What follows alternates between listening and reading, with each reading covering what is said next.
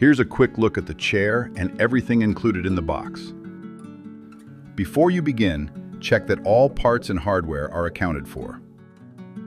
First, connect the back frame to the seat base. Use 2 bolts and 2 washers. Leave them a little loose for now. Next, install the right side frame. Use 5 bolts and 5 washers. Don't tighten them all the way yet. Keeping them loose makes final alignment easier. Once everything lines up evenly, tighten the screws securely. Now attach the left side frame. Use the remaining 5 bolts and 5 washers.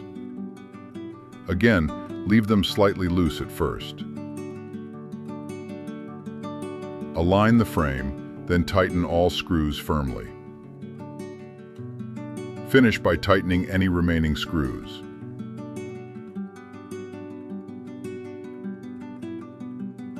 Place the seat cushion in the frame, then insert the back cushion.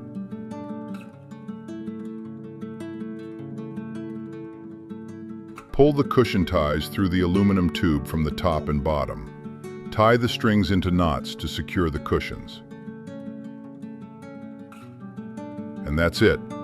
Your chair is fully assembled and ready to enjoy.